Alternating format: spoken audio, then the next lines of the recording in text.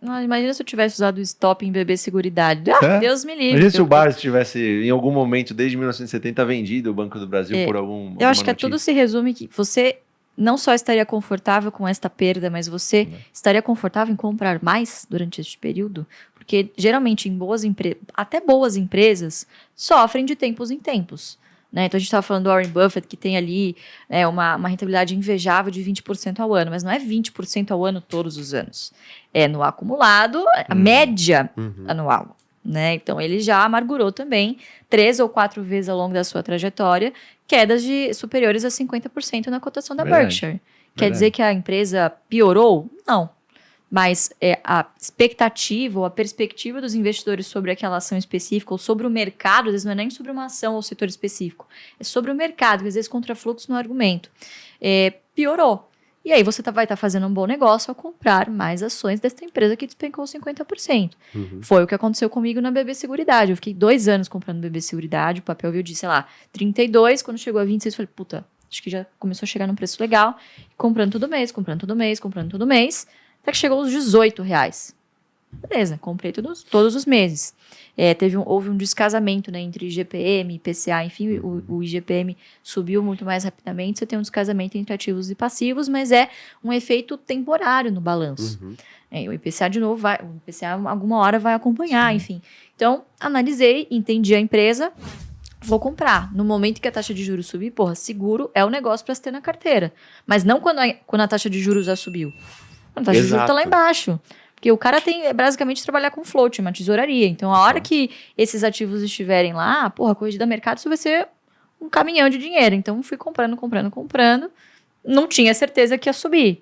Mas, poxa, eu tinha certeza que era uma boa empresa e que ela não havia perdido os seus fundamentos. A qualidade se mantinha a mesma, mas até bons negócios passam por períodos sombrios de vez em quando, né? E você tem que ter essa sabedoria de saber quando que é uma perda de fundamento, quando que é de fato algo, um contexto de curto prazo, de médio prazo, enfim, né? E comprei. Então, imagina se eu tivesse colocado no stop, teria vendido e não teria continuado comprando. E você tem vários exemplos, né? No mercado americano, a morte do Steve Jobs fez a ação da Apple cair 50%. Perfeito. Porque o Steve Jobs morreu. Foi isso. A Amazon, né? Chegou já a cair mais de 80%. A Amazon chegou a cair quase 80%. Acho que por aí, 80%, um pouco mais. Aqui no Brasil, depois da pandemia, os bancos caíram 50%. Mantiveram pagando bons dividendos, cresceram agora. Então, é como você... Assim, é como você se vê quando isso acontece. Você se vê comprando mais. Então, a ótica de você ser um investidor parceiro das empresas, você incorporar que você é o dono daquela empresa, eu acho que é isso que acaba fazendo com que você se diferencie em algum momento no mercado. Você não vai olhar a rentabilidade, você vai olhar o número de ações que você tem na carteira, e se você está tão confortável com aquele negócio no longuíssimo prazo, esses momentos são excelentes para você comprar. Então, você pega uma Klabin, pega um Banco do Brasil, pega uma Taesa e tal. Essas empresas passaram por Primeira e Segunda Guerra, hiperinflação, Collor, Lula, Dilma, Temer, Bolsonaro, que mais? Passaram por pandemia. O Banco do Brasil existe desde o tempo de Dom Pedro, foi fundado lá atrás.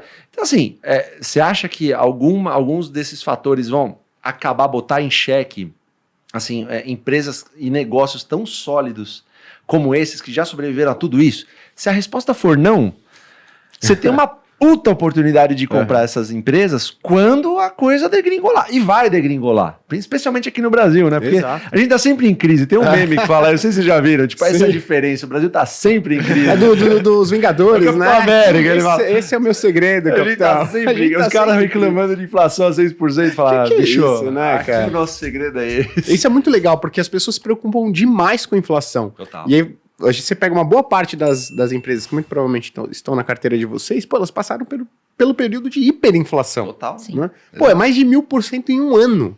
Né? Então, e agora você está preocupado, aí, meu Deus, acho que eu vou precisar vender porque o IPCA pode chegar a 7, 8, se mantém em 6 pelos próximos 10 anos, né? Muito bacana isso daí. A loja Renner é um caso desse, né? Todo mundo fala assim, não, mas agora a economia tá ruim, o varejo vai apanhar e a loja Renner vai se explodir. Obviamente ela vai ser afetada, mas a loja Renner existe desde 1965. Assim, tudo que é de ruim ela já passou. Acho que tá bem menos pior hoje do que estava antigamente.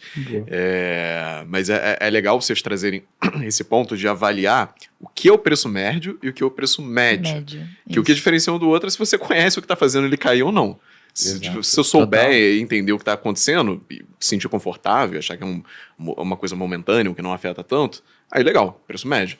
Agora, esse caso que a gente às vezes faz, né? Todo mundo faz, todo mundo é ser humano. Todo mundo já fez preço médio, gente. Todo mundo já fez preço médio. Todo mundo faz. Tem que fazer uma vez, senão não dá, não vai aprender. Forma caráter, né? Molda caráter. Isso daí a gente tem que normalizar o preço médio. Exato. É uma etapa que você vai ter que passar. Estigma, né? É depois do day trade, mas você ainda vai ter que passar, né? E depois de um tempo você começa, não digo negligenciar, mas uma armadilha que a gente vira e mexe e cai, a gente sempre tenta se desvencilhar, mas é essa tal da memória de mercado. Putz, né? é verdade. Eu vi. Isso é um saco. Eu vi, mas, poxa, eu vi Taesa R$28 em 2021. Por que eu vou comprar Banco do Brasil 35, a 9, né? a 12.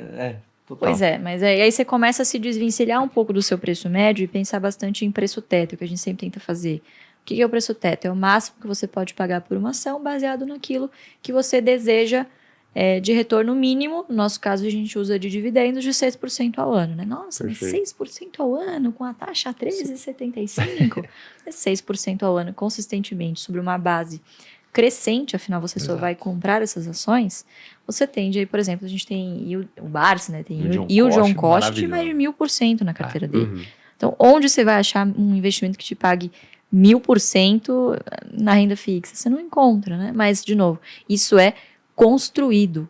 Perfeito. Isso não é numa análise curta de tempo, né? Total. Um período e tem muita gente que fala, pra gente inclusive, que não, isso aí aconteceu, o Barsi ficou bilionário porque ele começou lá em 1950, quando as ações estavam outro centavos. A Unipar era muito mais mesmo, fácil, era muito mais barato. Era muito mais tranquilo. Aí você volta alguns anos, pega a Unipar em 2016.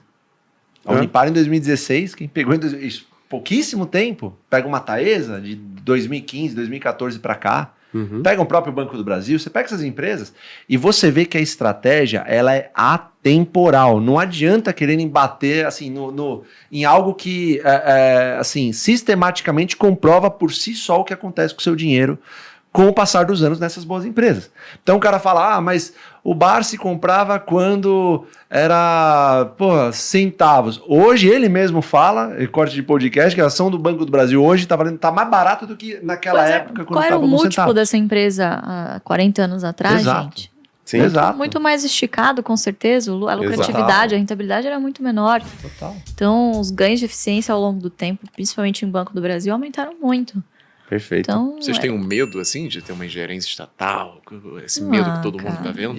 Banco do Brasil, muito menos do que outras empresas, né? Acho que, diferentemente de Petrobras, em que se você mexe no preço ali do produto, né? Poxa, vai mexer diretamente no bolso do consumidor, muito rápido, né? Eu acho que, de fato, existe um incentivo maior para que haja essa ingerência governamental, né? Usar a empresa como, enfim, política pública.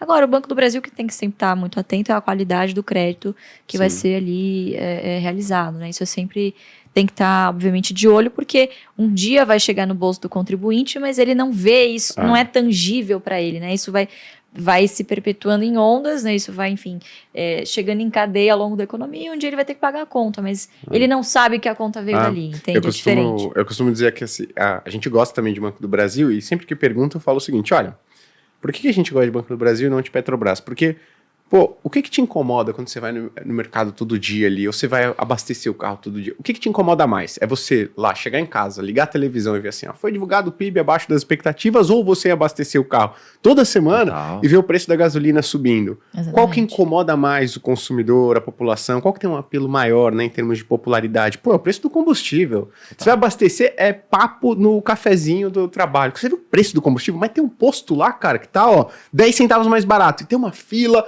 É papo isso daí, né? Então, a chance de você ter uma interferência na Petrobras é muito maior do que do Banco do Brasil, porque a pessoa, até ela falou o seguinte, poxa, mas está sendo usado o Banco do Brasil como de modo a estimular a economia, né? Conceder crédito, flexibilizar as regras e tudo mais, então demora um pouco.